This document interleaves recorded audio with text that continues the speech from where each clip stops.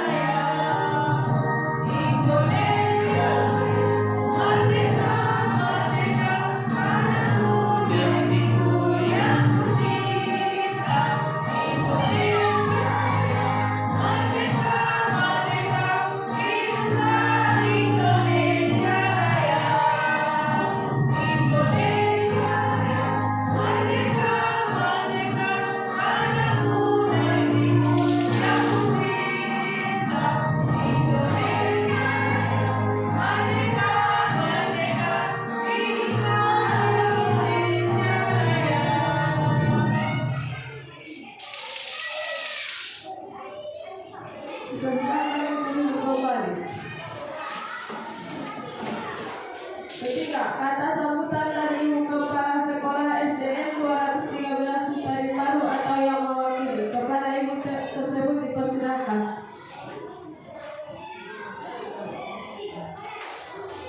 Assalamualaikum warahmatullahi wabarakatuh.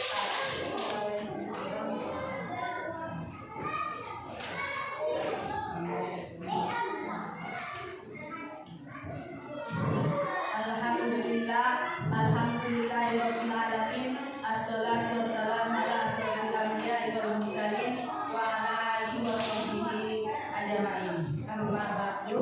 Puji syukur marilah sama-sama kita panjatkan kepada Allah Subhanahu wa taala yang telah melimpahkan rahmat taufik dan hidayahnya kepada kita semua buat berkumpul di ruangan kita yang berbahagia ini dalam rangka sosialisasi budaya positif oleh saudari kita Megameli 7. Dan salawat serta salam marilah sama-sama kita hadirkan kepada besar Nabi kita Muhammad sallallahu alaihi wasallam dengan ucapan Allahumma sholli ala sayyidina Muhammad wa ala ali sayyidina Muhammad. Yang terhormat Ibu Kepala Sekolah, Bapak dan Ibu selaku tenaga pengajar dan pendidik di sekolah kita ini, dan tak lupanya kepada guru kami sosialisasi budaya positif Ibu CGP Angkatan 7 dan sekolah kita ini, Ibu Melameli. Yang pada hari ini kita mengadakan sosialisasi budaya positif di sekolah yang diselenggarakan oleh CGP Angkatan 7 dan sekolah kita. Budaya positif ini merupakan nilai-nilai, keyakinan-keyakinan, dan kebiasaan-kebiasaan di sekolah yang akan selalu diterapkan untuk membentuk karakter siswa. Oleh karena itu, marilah kita sama-sama mengikuti sosialisasi budaya positif ini dengan sebaik-baiknya agar kita bisa menerapkan dan melakukan perubahan di sekolah menuju pembentukan karakter siswa yang sesuai dengan profil pelajar Pancasila. Kita sebagai guru yang memahami posisimu di kelas maupun di sekolah, sehingga guru menjadi peran penting dalam pengembangan budaya positif di sekolah. Semoga sosialisasi yang sederhana ini dapat memberikan banyak manfaat bagi kita semua dalam meningkatkan budaya positif di sekolah. Sekian dulu kata sambutan dari saya. Kami sudahi dengan ucapan Assalamualaikum warahmatullahi wabarakatuh.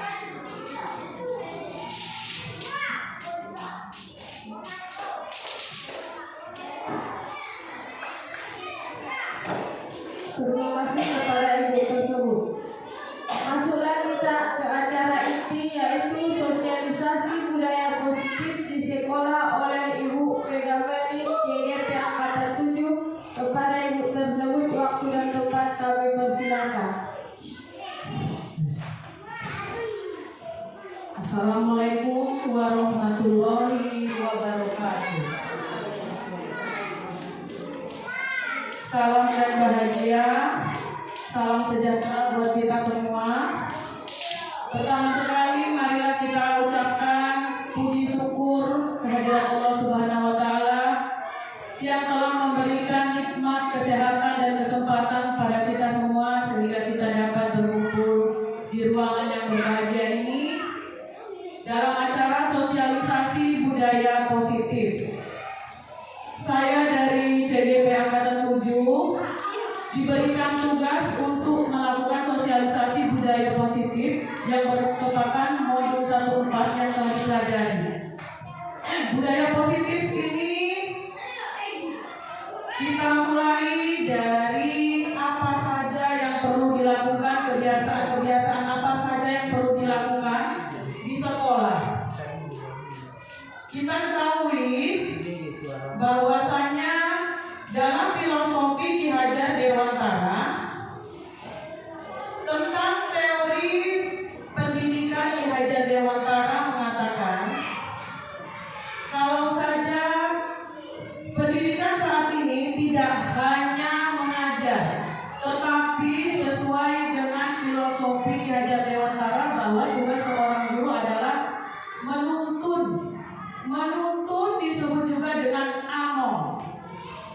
Sehingga sebelum kita laksanakan budaya positif, kita harus mengetahui apa arti budaya positif itu, apa arti budaya, apa arti budaya yang telah kita lakukan di sekitar kita.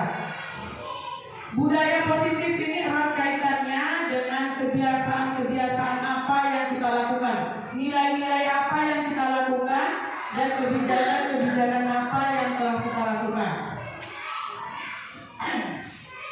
Setelah kita mengetahui bahwasanya kebiasaan-kebiasaan apa saja yang telah kita lakukan, kita akan melihat apakah kebiasaan itu sudah sesuai dengan nilai-nilai kebajikan. nilai-nilai kebajikan apa yang ada. Kita lihat bahwasanya fungsi pendidikan itu adalah yang pertama menurut filosofi Ki Hajar Dewantara. Fungsi pendidikan yang pertama adalah untuk menuntun peserta didik sesuai dengan kodratnya, kodrat alam dan kodrat zaman. Sehingga peserta didik itu diharapkan memiliki suatu kemampuan. Berdasarkan Ki Hajar Dewantara, filosofi pendidikan itu meliputi beberapa tahapan. Yang pertama, kita lihat bahwa bagaimana kita berinteraksi. Filosofi pendidikan yang pertama bahwasanya Ki Hajar Dewantara mengatakan dasar pendidikan Ki Hajar Dewantara yang pertama adalah menuntun. Maksud dari pendidikan itu adalah menuntun segala kekuatan kodrat yang ada pada anak agar mereka dapat mencapai keselamatan dan kebahagiaan yang setinggi-tingginya sebagai manusia maupun anggota masyarakat. Kita sebagai guru hanya menuntun, bukan kita semuanya yang mengarahkan anak. Itulah dasar pendidikan sekarang. Kita hanya menuntun. Kalau pendidik itu hanya dapat menuntun tumbuh kembang atau hidupnya kekuatan kodrat yang ada pada anak-anak agar dapat tumbuh memperbaiki lakunya, hidup dan tumbuhnya kekuatan kodrat anak. Karena tujuan kita adalah menuntun, nama lainnya adalah among. Kita itu melakukan among sesuai dengan filosofi Ki Hajar Dewantara selanjutnya. Semboyannya yang pertama inkarso sungkulodo, imadyo mangunkarso dan kukuri handayani. Di depan memberikan teladan, di tengah membangkitkan semangat, dan di belakang memberikan dorongan. Itulah yang kita lakukan kepada anak didik kita, ibu-ibu. Kemudian dasar pendidikan yang lainnya menurut Ki Hajar Dewantara bahwa kodrat anak itu adalah untuk merdeka. Merdeka batin kita berikan pendidikan, merdeka lahir kita berikan pengajaran. Sehingga manusia yang merdeka itu bagaimana? Manusia yang hidupnya lahir dan batin tidak tergantung kepada orang lain. Itu artinya manusia merdeka, tetapi bersandar atas kekuatan sendiri. Maksud dari pendidikan dan pengajaran di sini dibedakan. Pendidikannya dibedakan hanya untuk menuntun murid sesuai dengan kodratnya, sedangkan pengajarannya itu adalah memberikan materi-materi pelajaran. Kemudian filosofi Ki Hajar Dewantara selanjutnya adalah bahwa kita harus mengakui kodrat anak itu sejatinya adalah bermain. Bermain adalah salah satu kodrat anak. Ketika kita menemui anak kita belajar, ketika belajar bermain, kita tidak boleh langsung menyalahkan, karena bermain di sini adalah salah satu kodrat anak. Pikiran, perasaan, kemauan, tenaga, dan lain-lain. Permainan anak dapat menjadi bagian dari pembelajaran di sekolah. Jadi seharusnya kita itu pada saat anak suka bermain, kita jadikan permainan itu menjadi pembelajaran. Seperti kita lihat bermain apa? Bermain coklat. Pada saat anak bermain coklat ada beberapa strategi yang digunakan. Disitulah kita masukkan pembelajaran apa yang tepat. Gobar sodor, ada terdapat nilai dan strategi yang dilaksanakan padahal itu dalam bentuk permainan. Yang ketiga, pendidikan yang berpihak kepada anak. Artinya bebas dari segala ikatan. Anak itu harus bebas dari segala ikatan ketika mengikuti pembelajaran dengan kita. Dengan suci hati mendekati sang anak. Kita dengan suci hati mendekati sang anak bukan untuk meminta suatu hak, tetapi melainkan berhamba pada anak. Anak adalah salah satu subjek yang harus kita bentuk karakternya dengan melakukan pendidikan berhamba kepada anak. Kemudian selanjutnya pendidikan yang berpihak kepada anak. Dalam melakukan pendidikan kita harus berpihak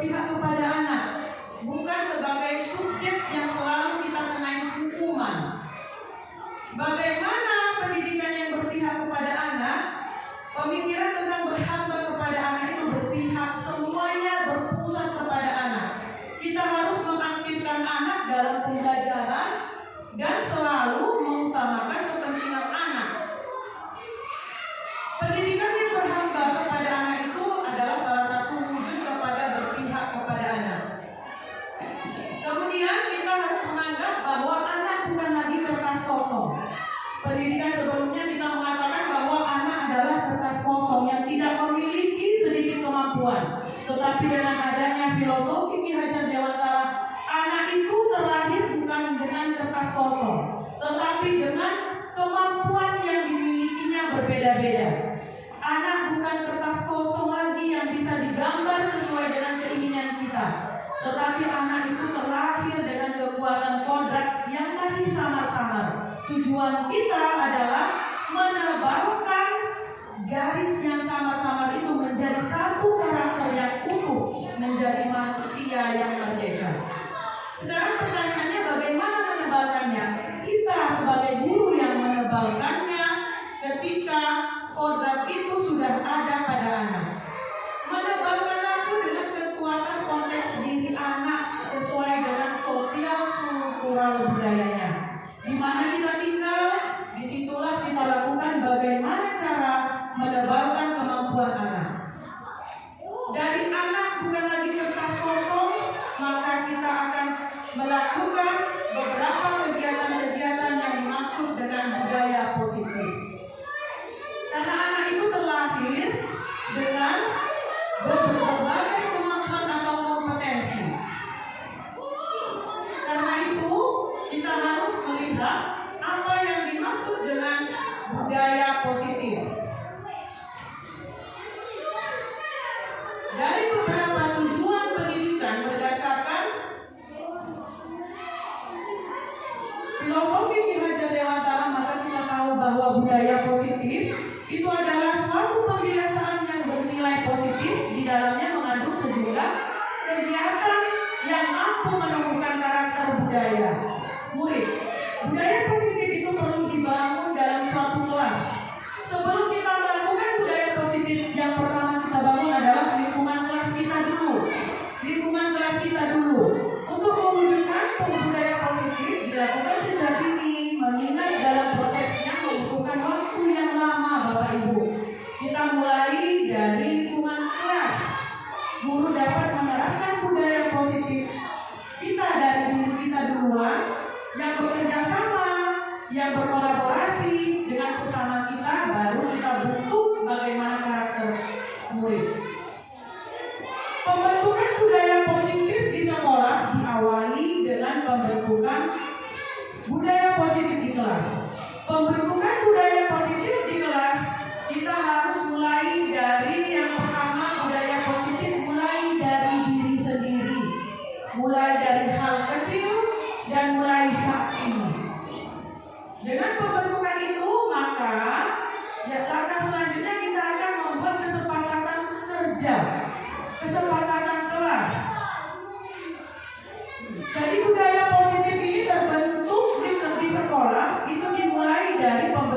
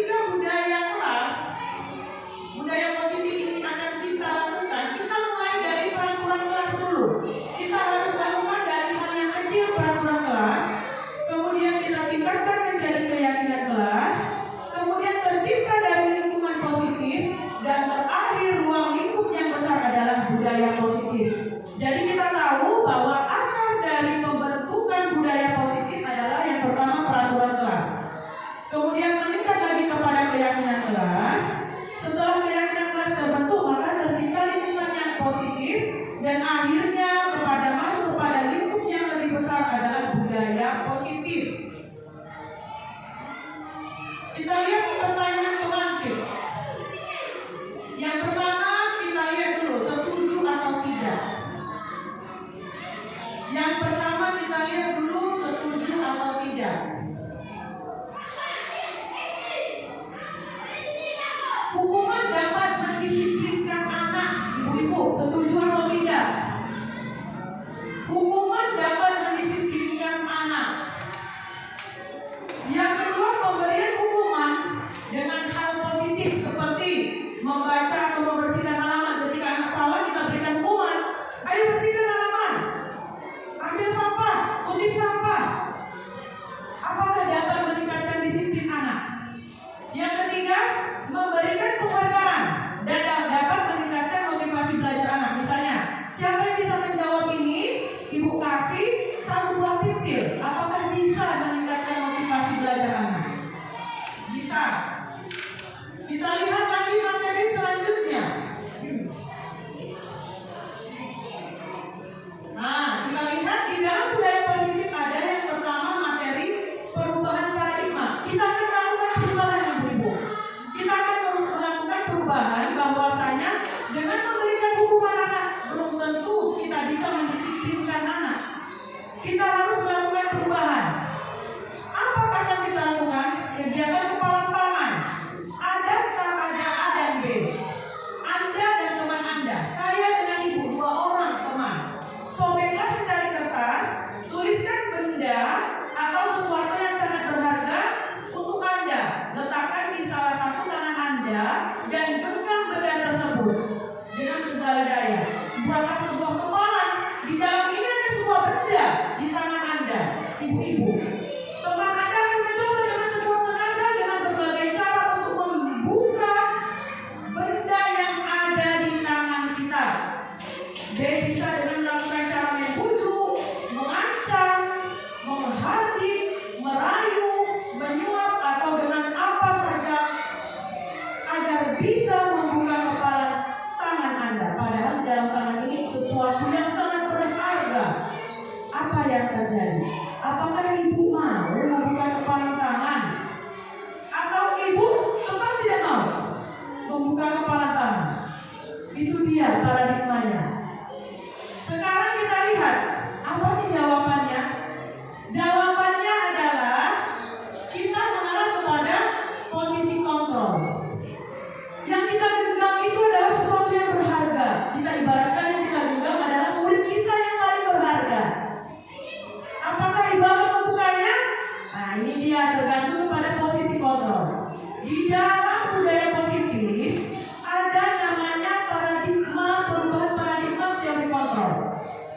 Yang pertama, ilusi guru mengontrol murid. Ilusi ini kita bayangkan kita harus bisa mengontrol semua murid. Ilusi ini bayangan, angan-angan atau impian kita.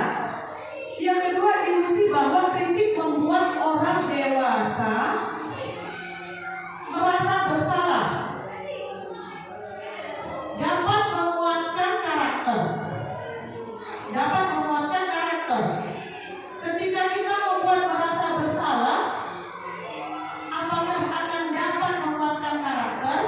Itu dia sekarang. Apakah dapat menguatkan karakter? Yang ketiga, ilusi bahwa semua penguatan positif efektif dan bermanfaat. Misalnya, bagus nak, kamu bagus, sudah bisa menjawab, sudah bisa menyelesaikannya. Bagaimana dengan murid yang lain? Yang keempat, ilusi bahwa orang dewasa memiliki hak untuk memaksa. Kita orang dewasa, anak-anak kita orang masih kecil. Jadi kita memiliki hak untuk memaksa kepada murid. Perubahan paradigma seperti itulah yang akan kita lakukan. Perubahan itu. Ilusi bahwa guru dapat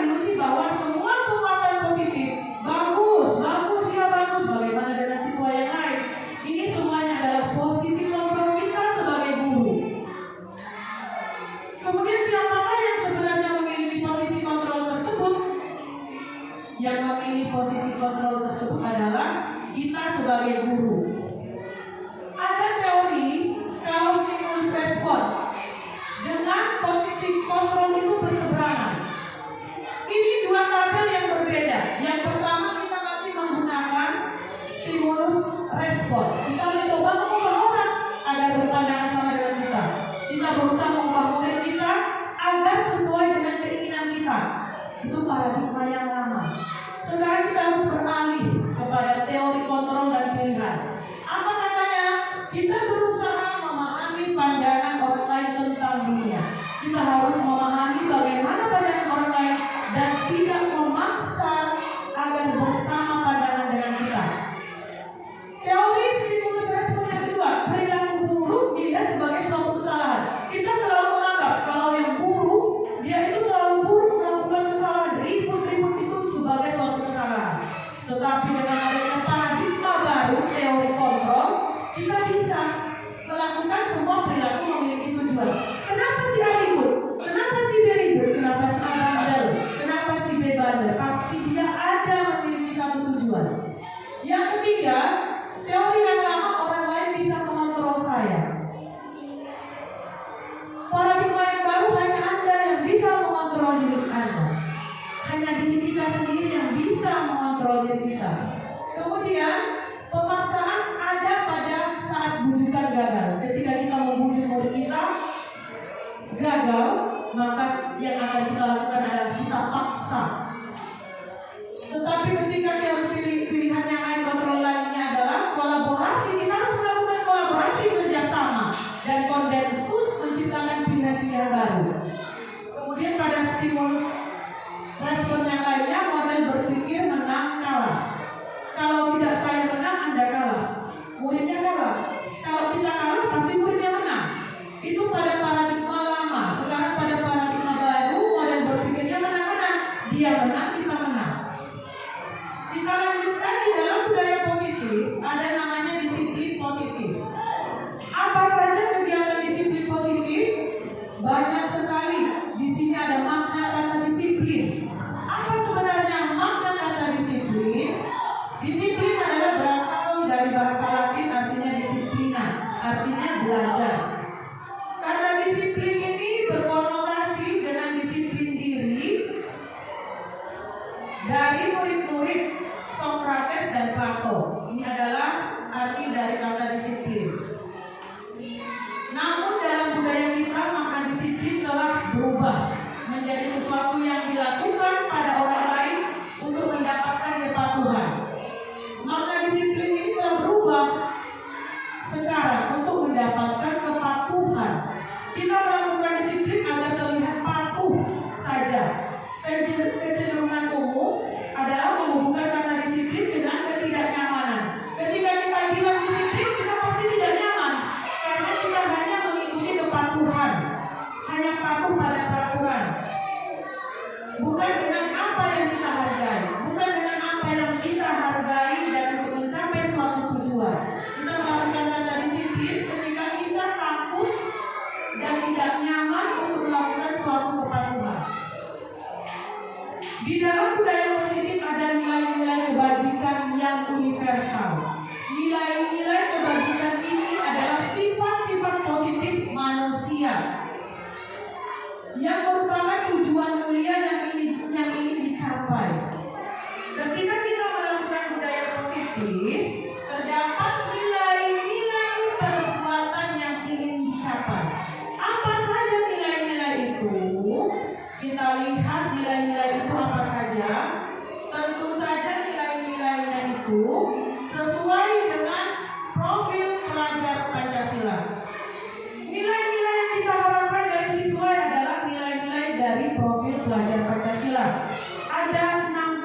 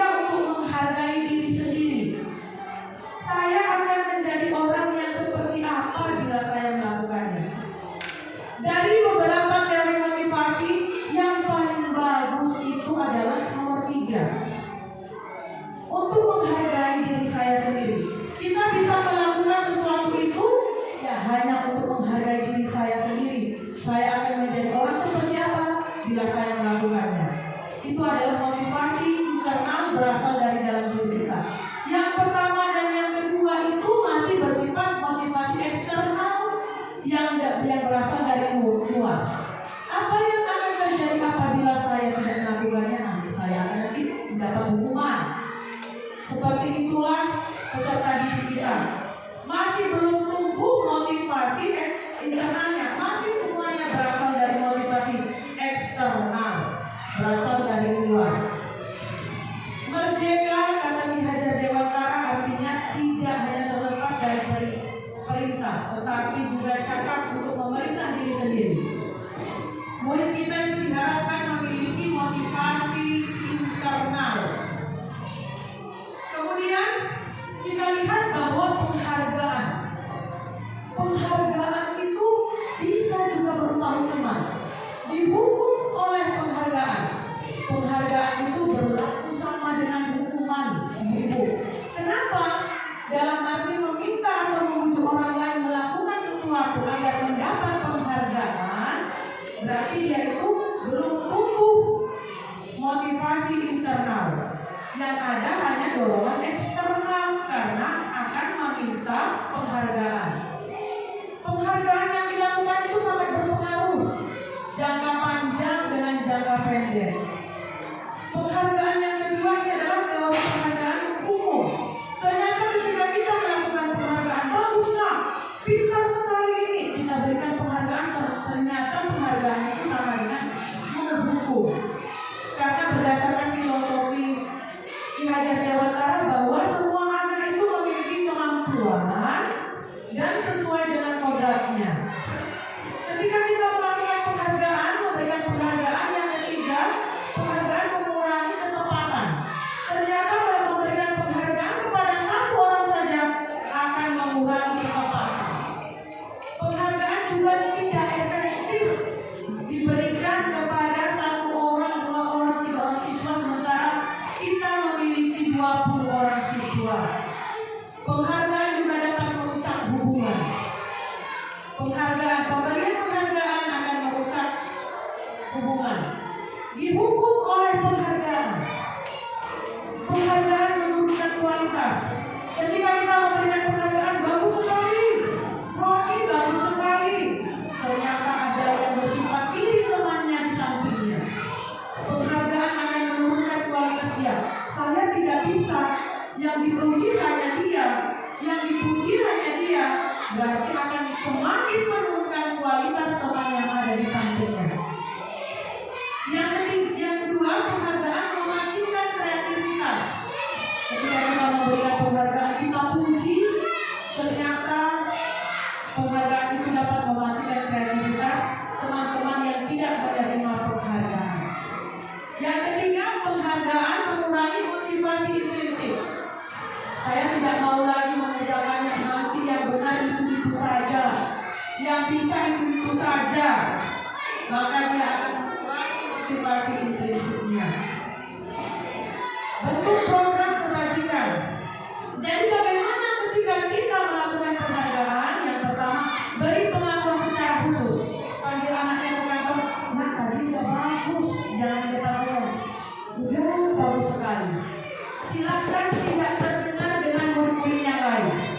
Yang kedua, beri pengakuan secara pribadi. Tadi kamu bagus sekali hasilnya, tulisannya rapi, mau membantu orang, kamu suka sekali membantu orang ya, dalam mengerjakan ini itu, dalam membantu menyelesaikan PR. Yang ketiga, beri pengakuan kepada murid semua secara bergantian. Kalau tidak bisa dilakukan yang ketiga, Ibu, beri pengakuan kepada semua murid secara bergantian. Hari ini kasih pengakuan murid kepada 5 orang, nanti istirahat keduanya kasih lagi, bergantian sehingga semua murid dapat penghargaan. Berikan pengakuan secara konsisten sesuai dengan bidangnya, kemudian fokus pada proses. Kita lihat cara kita melakukan pengakuan, penghargaan, apresiasi. Kemarin saya perhatikan rasa empatimu besar sekali.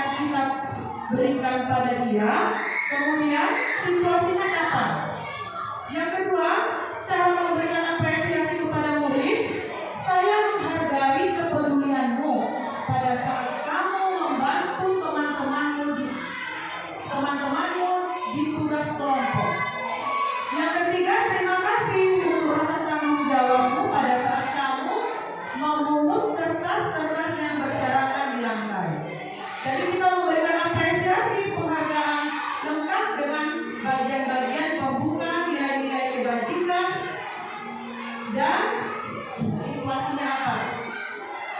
Kita lihat apa saja tindakan kita ketika melakukan gerakan positif. Yang pertama, mencatat 100 kali di dalam buku kalimat saya tidak akan terlambat lagi karena terlambat ke sekolah. Di sini Bapak Ibu kita harus melihat hukuman atau konsekuensi. Hukuman itu nanti bersifatnya, sifat dari hukuman berbeda dengan konsekuensi. Kita diharapkan menghindari hukuman, tapi kita akan beralih kepada konsekuensi. Konsekuensi ini sifatnya tidak menyakitkan karena sudah terjadi kesepakatan antara guru dengan murid. Tetapi ketika hukuman hanya berlaku satu arah dari guru kepada murid, sehingga mengakibatkan apa? Murid merasa dendam, merasa sakit hati. Jadi sebaiknya kita harus melakukan konsekuensi.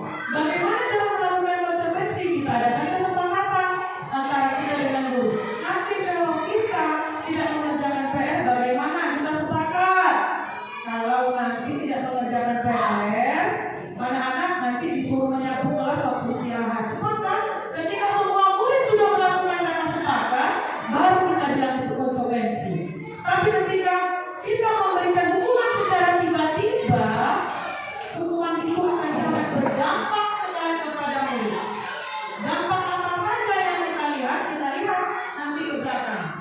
Mencatat 100 kali di dalam buku kalimat, saya tidak akan terlambat lagi karena terlambat ke sekolah. Hukuman atau konsekuensi? Hukuman. Kita simpan jawabannya. Lari mengelilingi lapangan basket 2 kali karena terlambat hadir ke sekolah. Hukuman atau konsekuensi? Hukuman. Boleh. Yang ketiga, murid diminta untuk push up. Sudah ada kegiatan fisik 15 kali karena tidak menggunakan masker ke sekolah. Hukuman atau konsekuensi? Ibu? Hukuman. Yang keempat, menggantikan kertas tugas teman yang telah dicoret-coret. Ketika ada anak didik kita jahil, dia mencoret-coret, maka dia disuruh mengganti. Hukuman atau konsekuensi? Konsekuensi. Boleh. Kita nanti lihat jawabannya. Membersihkan tumpahan air di meja tulis karena tersenggol pada saat belajar. Dia membersihkannya karena dia menumpahkannya. Konsekuensi. Yang kelima, yang selanjutnya, murid disuruh untuk mengenakan sepatu seharian di sekolah karena tidak mengenakan sepatu hitam. Dia tidak mengenakan sepatu hitam. Hukuman atau konsekuensi? Hukuman. Kita bilang, kita simpan. Lari mengelilingi lapangan basket 2 kali karena terlambat 10 menit untuk pelajaran PJ lokal. Hukuman. Kita lihat ini jawaban yang paling tepat. Mencatat 100 kali ibu-ibu, hukuman. Lari juga hukuman. Murid diminta untuk push up, hukuman. Menggantikan kertas, konsekuensi. Kemudian membersihkan tumpahan air juga konsekuensi. Murid disuruh untuk tidak mengenakan sepatu seharian, hukuman. Lari mengelilingi lapangan basket 2 kali karena terlambat, konsekuensi. Itu dia perbedaannya. Ketika anak melakukan kesalahan, janganlah langsung diberikan hukuman. Kita harus melakukan restitusi namanya, Bu. Restitusi itu adalah proses menciptakan kondisi bagi murid untuk memperbaiki kesalahan mereka. Itu dia. Jadi jangan kita hendaknya menghindari kesalahan itu, memperbaiki kesalahan murid itu jangan diberikan hukuman. Yang kita lakukan adalah melakukan restitusi sehingga mereka bisa kembali lagi pada kelompok mereka. Dengan karakter yang lebih kuat, restitusi juga akan dilakukan proses kolaboratif. Kolaboratif itu adalah kerjasama kita dengan murid. Ketika murid itu melakukan kesalahan, maka yang akan kita lakukan adalah restitusi karena di situ tercipta kolaboratif yang mengajarkan murid mencari solusi masalah. Kita lihat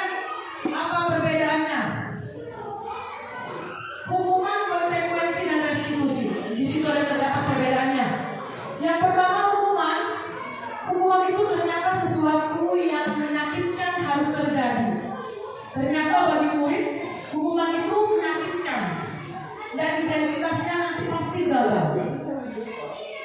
Konsekuensi sesuatu yang harus terjadi. Restitusi adalah merupakan pilihan. Jadi kita kasih pilihan. Kalau kita hukum itu, maka menyakitkan. Semuanya hukuman dan tabel identitas gagal. Yang kedua, tidak nyaman untuk murid. Tetapi ketika kita melakukan konsekuensi, tidak nyaman untuk murid dalam jangka waktu pendek. Tetapi kita melakukan restitusi lebih bagus lagi, menguatkan untuk murid. Jadi setiap kesalahan murid itu kita bisa melakukan 3 tindakan ini. Yang paling bagus adalah restitusi. Yang keempat, korban mendapatkan keadilan. Kalau gagal, yang korban pasti menang.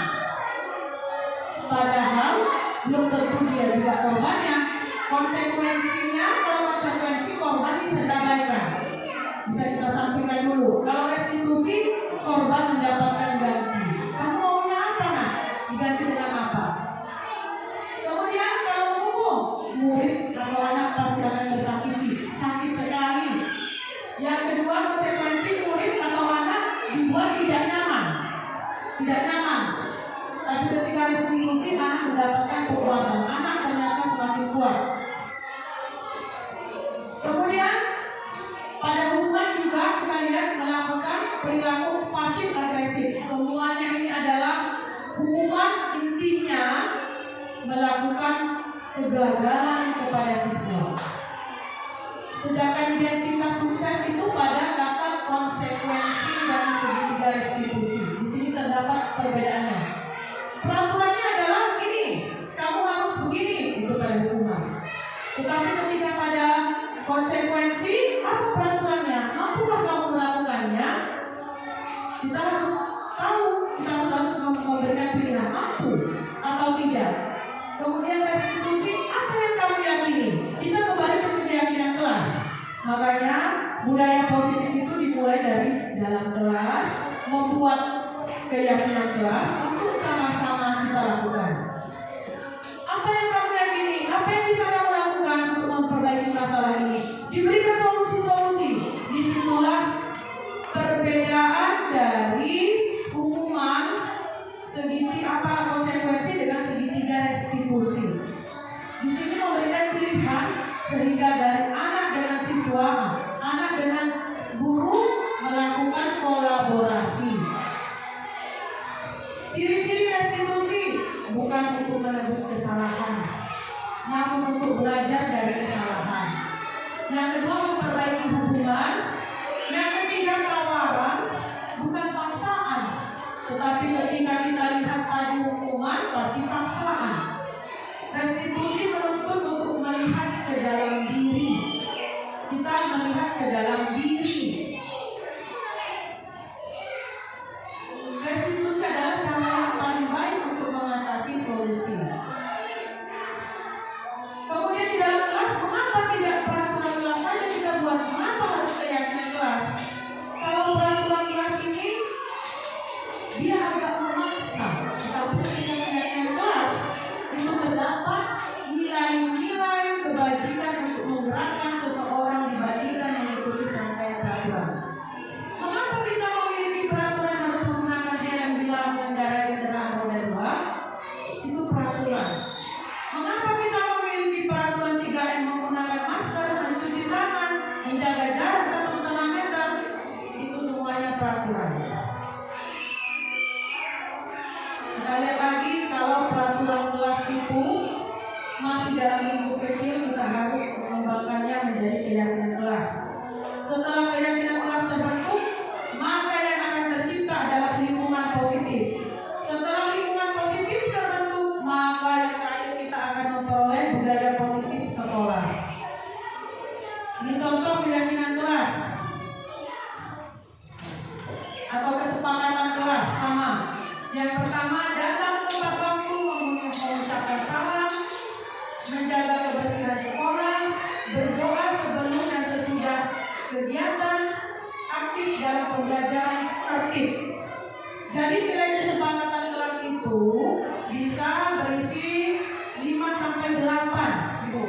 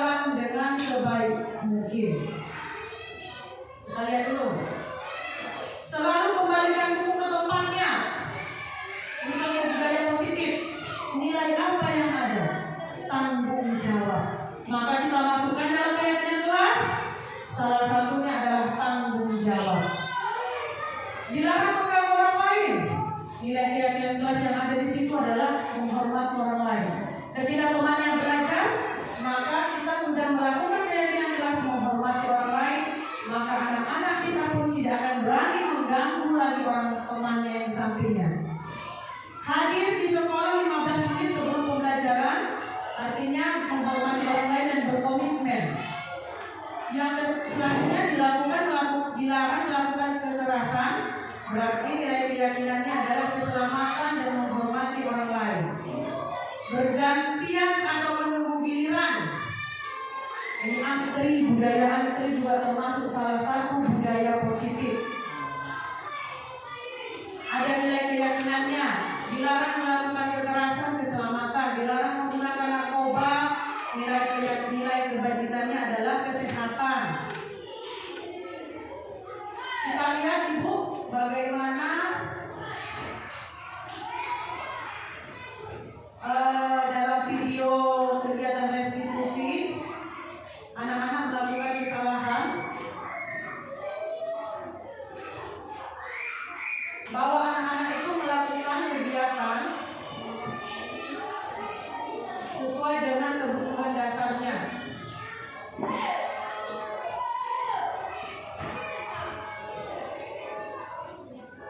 Kita lihat pada video berikut ini.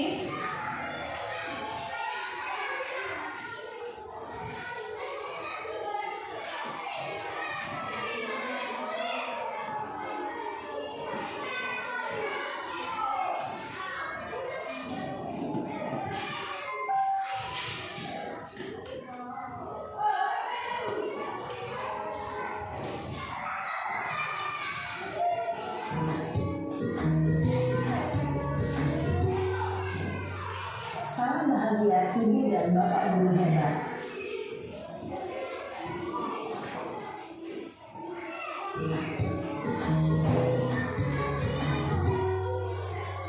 Salam bahagia Ibu dan Bapak Guru hebat. Dalam penerapan disiplin positif restitusi, salah satu program yang dikembangkan adalah 5 posisi kontrol. 5 posisi kontrol dalam restitusi adalah proses perjalanan seorang pendidik agar dapat mengenali dirinya. Pada video kali ini, kita akan membahas tentang 5 posisi kontrol yang dikembangkan oleh Diane Boston dan contoh penerapannya.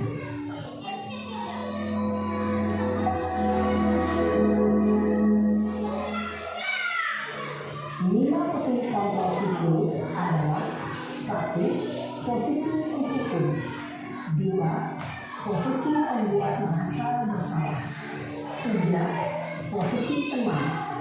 4. Posisi pemantau atau monitor. Dan 5. Posisi manajer. Untuk lebih memahami kelima posisi tersebut, mari kita saksikan kasus kemarin yang terlambat hadir 20 menit di sekolah dan Terlambat hadir masalahnya, Bu. posisi kontrol dalam menghadapi masalah tersebut. Posisi penghukum, kita sebagai penghukum. Pertama,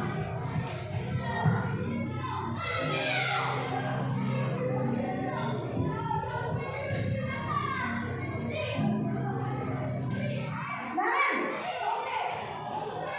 sini kamu. Selamat pagi Bu. Selalu terlambat. Kamu deh pasti terlambat. Maaf Bu, saya Apa? Apa coba? Alasan kamu apa lagi? Kapan sih kamu tidak terlambat? Malas sekali ya kamu jadi anak. saya Dasar pemalas. Gak kapok-kapok sih kamu. Sudah berapa kali terlambat? Sana, kamu keliling lapangan basket 2 kali. kenapa saya harus ke lapangan basket Bu? posisi penghukum. Kenapa? Kamu lawan ibu. Berani-beraninya jawab. Sudah terlambat, masih berani jawab pula. Sekarang, keliling lapangan basket 5 kali sekalian. Biar kapok. Cepat. Pergi sana ke lapangan basket. Posisi penghukum biasanya berbicara dengan nada tinggi. Nada tinggi. Menunjuk-nunjuk, menyakiti, dan menyindir. Hukuman bisa berupa fisik maupun psikis. Ibu dan Bapak Guru hebat. Dampak yang terjadi pada murid ketika guru berada pada posisi penghukum adalah murid cenderung akan memberontak, bahkan menyimpan dendam.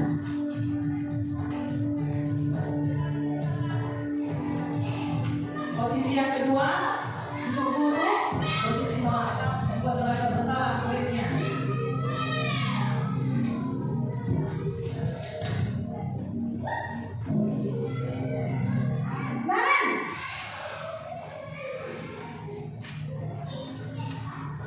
Selamat pagi Bu.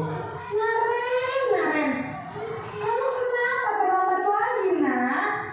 Ya Tuhan, Naren, kamu senang ya bikin ibu susah ya?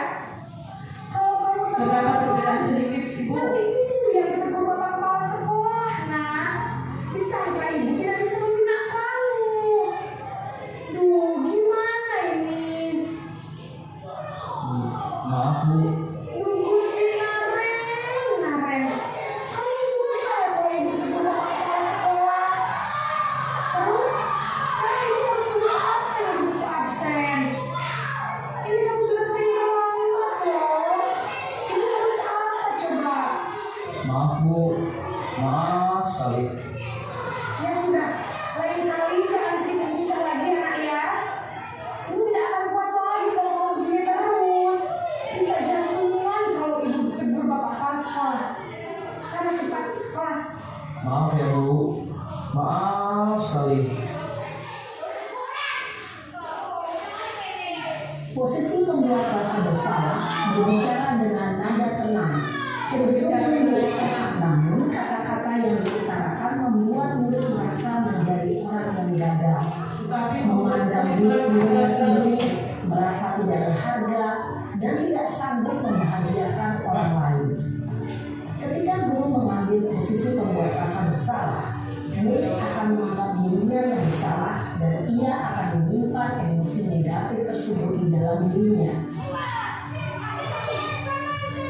posisi yang ketiga, posisi teman. Ketika murid melakukan kesalahan,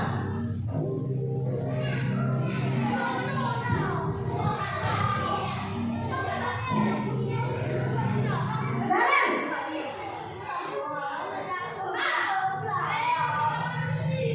Selamat pagi Bu. Wah, sudah jam berapa ini, nak? sudah Kamu agak lama. lagi sayang. Suaranya Iya Bu. Habis Bu saya lupa mengingatkan saya Bu. Kamu malah menyalahkan ibu kamu. Kamu bukannya anak yang larinya paling kencang. Kok terlambat sih? Iya Bu. Saya memang terlambat bangun tadi. Jadi biarpun saya lari kencang, tetap gak kekejar Bu. Ya sudah sana, nanti lain kali larinya lebih kencang lagi ya. Biar gak terlambat lagi. Bikin senang ibu, demi ibu. Bisa kan? Bisa lah Bu. Ya sudah sana masuk kelas. Ibu beresin urusan absen kamu. Kamu ini ada-ada saja. Dalam posisi teman, guru berbicara dengan nada suara ramah, akrab, cenderung bersenda gurau untuk menjaga suasana tetap santai. Murid akan merasa senang, aman, dan akrab dengan guru. Identitas yang tercipta adalah identitas sukses atau berhasil. sudah mulai ada Namun, kesuksesan berhasil. kemungkinan karena ini masih dorongan eksternal, maka ada faktor ketergantungan dari murid kepada orang tertentu. Di sini guru absennya, sehingga di lain waktu murid bisa berperilaku baik, namun hanya kepada orang-orang tertentu saja. Posisi yang keempat, ibu guru kita sebagai pemantau atau monitor.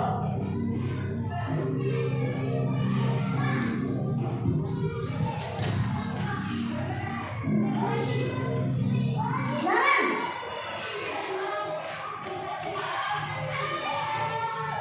Selamat pagi Bu. Naren, apa peraturan sekolah kita tentang jam berapa kita harus masuk sekolah, nak? Kita harus di sekolah jam 7 Bu. Iya betul, sekarang sudah jam 7.20. Naren sudah tahu konsekuensinya jika terlambat hadir. Paham Bu. Saya harus tinggal kelas pas jam istirahat selama 20 menit. Iya benar, konsekuensinya demikian. Jadi nanti jam 9.30 pas istirahat, kamu harus tinggal di kelas, kerjakan tugas tambahan untuk ketertinggalan kamu, ya. Baik Bu. Posisi pemantau mengandalkan penghitungan atau data untuk mengontrol murid.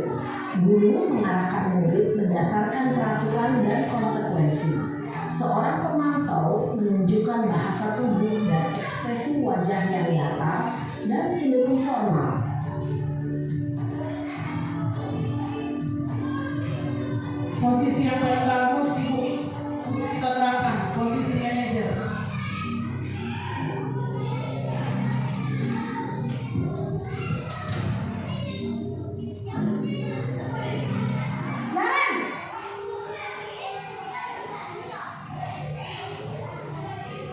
pagi Bu. Selamat pagi Naren. Maaf Bu, saya terlambat. Iya, sekolah masuknya jam 7, sekarang sudah jam 7.20. Jadi sekarang bagaimana nih Naren? Maaf Bu, saya lupa setel alarm saya semalam. Baiklah, menurut kamu, keyakinan sekolah yang mana yang perlu kamu tingkatkan? Menghargai diri sendiri dan orang lain mungkin ya Bu.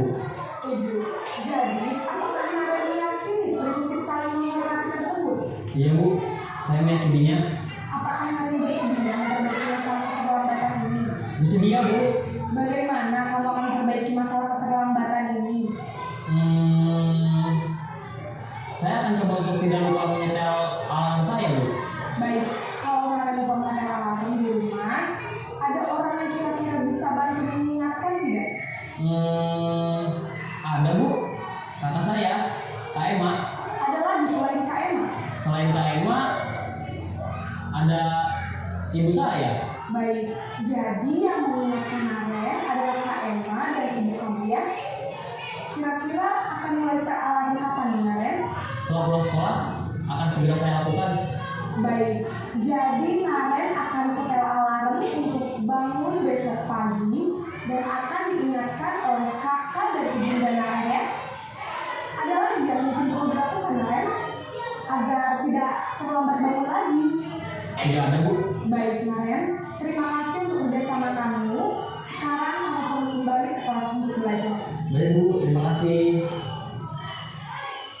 Posisi manajer adalah posisi kontrol yang disarankan untuk membimbing murid memiliki sikap disiplin yang positif, yaitu murid yang mandiri, bertanggung jawab, dan dapat memecahkan masalah. Tujuan dari posisi ini adalah agar murid dapat berefleksi atas tindakannya. Guru akan dengan tulus memberikan pertanyaan-pertanyaan bermakna, sehingga membuat murid dapat belajar dari kesalahannya dan mencari sebuah solusi untuk menyelesaikannya. Ibu dan bapak guru hebat, setelah mengamati adegan kelima posisi kontrol tadi, kira-kira posisi mana yang paling ideal? Posisi mana yang dapat menunjang motivasi intensif murid? Ya, tentu posisi manajer. Posisi ini memang posisi ideal yang ingin dituju setiap pendidik. Pada posisi inilah, guru dapat menerapkan disiplin positif yang berpihak pada murid, yang memerdekakan murid. Perjalanan seorang pendidik tentunya tidak mudah untuk sampai pada posisi seorang manajer. Namun, tujuan kita pasti, yaitu menciptakan murid-murid yang mandiri, merdeka, dan bertanggung jawab. Semoga penggambaran 5 posisi kontrol yang telah diperlihatkan ini dapat menjadi ajang refleksi bagi kita semua, agar dapat terus membiasakan dan menerapkan disiplin positif yang memerdekakan murid. Mari terus berlatih dan bersemangat. Selamat menerapkan. Salam dan bahagia, Ibu dan Bapak. Ya, kita sudah melihat Bapak Ibu bagaimana posisi kita sebagai guru. Kita memiliki 5 buah posisi: posisi penghukum, pembuat merasa bersalah, teman, pemantau, dan manajer. Yang kita harapkan adalah kita sebagai guru membuat murid kita ini sebagai posisi manajer. Dengan berbagai kesalahan, kita bisa membandingkan dan kita bisa menerapkan segitiga restitusi sebagai solusi menyelesaikan masalah siswa yang ada di sekolah. Untuk mewujudkan siswa yang mandiri dan bertanggung jawab sesuai dengan merdeka, mandiri, dan bertanggung jawab sesuai dengan profil pelajar Pancasila. Akhirnya, sekian dulu sosialisasi budaya positif di sekolah kita ini. Semoga kita dapat menerapkan apa saja materi yang kita peroleh hari ini untuk perubahan dan mewujudkan merdeka belajar, membentuk karakter murid yang mandiri, merdeka, dan bertanggung jawab sesuai dengan profil pelajar Pancasila. Saya akhiri sosialisasi budaya positif dengan ucapan hamdalah, alhamdulillah, alamin. Assalamualaikum warahmatullahi wabarakatuh.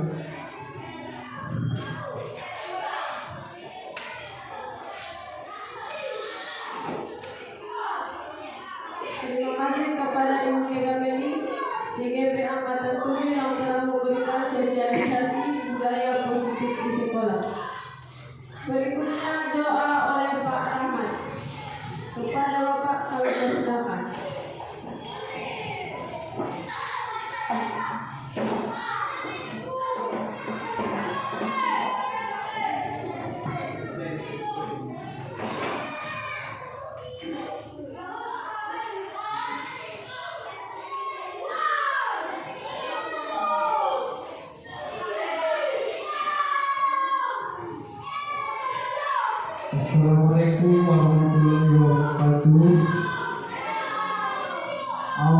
minasyaitonirrajim. Bismillahirrahmanirrahim. Alhamdulillahirabbil alamin wassalatu wassalamu ala asyrofil anbiya'i wal mursalin wa ala alihi wa sahbihi ajmain. Ya Allah, ya Tuhan kami, tiada kata dan rasa yang pantas kami haturkan kepadamu pada hari ini selain rasa syukur kami padamu atas segala nikmat dan hidayah yang Engkau anugerahkan kepada kami, sehingga kami bisa hadir bersama untuk mengikuti rangkaian acara sosialisasi budaya positif di sekolah. Untuk itu, ya Allah, ya Rahman, ya Karim, jadikan acara kali ini sebagai acara yang Engkau ridhoi, yang membawa barokah, rahmat, taufik dan hidayah-Mu bagi kami semua. Ya Allah yang Maha mengetahui, ilmu-Mu bagi begitu luas dan tak terbatas. Oleh karena itu, anugerahkanlah kepada kami ilmu yang bermanfaat sebagai bekal kami dalam menjalani kehidupan menuju kebahagiaan di dunia dan akhirat. Serta berikanlah kami kekuatan untuk mampu mengamalkan dan menyebarluaskan ilmu yang telah Engkau anugerahkan kepada kami.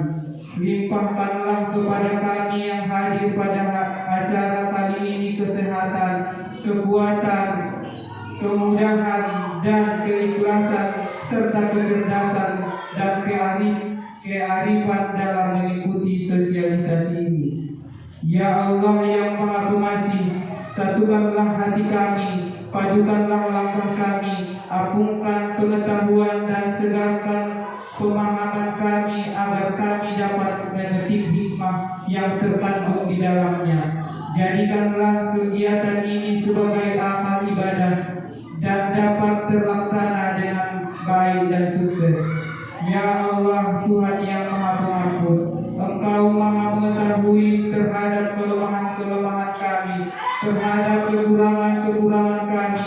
Maka dari itu, kepadamu-lah kami menyembah, kepadamu-lah kami memohon ampunan dan pertolongan, serta hanya kepadamu kami melakukan pengabdian.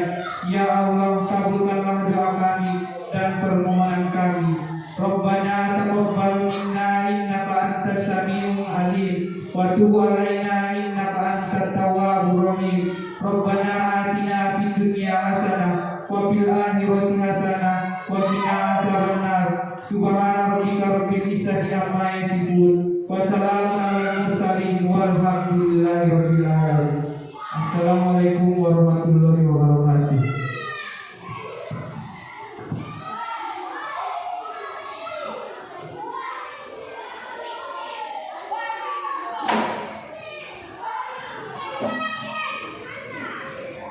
Dengan berakhirnya acara kita pada siang hari ini, acara ini kami tutup dengan ucapan hamdalah.